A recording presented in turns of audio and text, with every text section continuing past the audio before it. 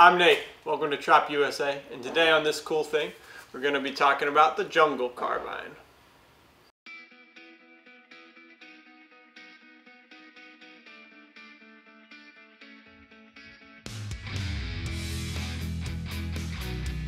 In the middle of World War II, England decided they needed to change.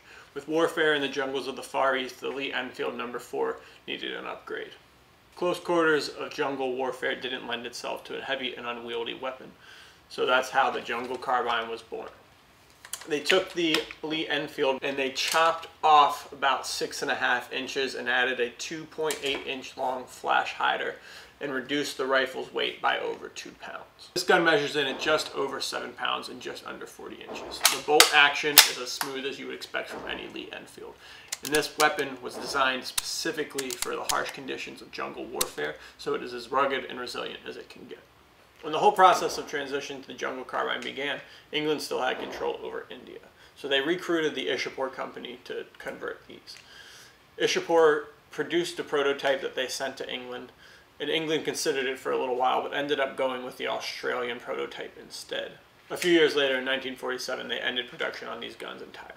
Even though Ishapore did not get the contract, they were still cranking out their 2A1s, a Lee Enfield variant that was actually the service weapon of the Indian Army. In fact, it was the last bolt-action rifle that was standard issue as a service weapon. So years later, the Jungle Carbine developed a cult following.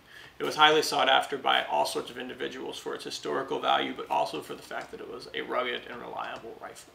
That is when the American company Gibbs stepped onto the scene. Seeing the gap in the market for these Jungle Carbines, they began importing Ishapore 2A1s and cutting them down and modifying them to the original Jungle Carbine specifications. And that's what we have here. These models would meet and usually surpass the quality of the original Jungle Carbines, and even better, they are chambered in the ever-obtainable .308 Winchester. This gun maintains the same ruggedness and reliability, but a much more obtainable cartridge. This rifle has a beautiful wooden stock, and the steel is of higher quality, so it's able to withstand the power of the .308 Winchester as opposed to the .303 British. The extractor has also been upgraded so that it can handle the rimless cartridges, and this gun comes with a 10-round magazine. While this gun is not an original Jungle Carbine, it has been built off of its predecessors so that it has become an all-around better tool, suitable for anyone looking for a high-quality bolt-action rifle. We know that it can handle the Far East jungle, so without a doubt, it can handle anything else one might throw at it.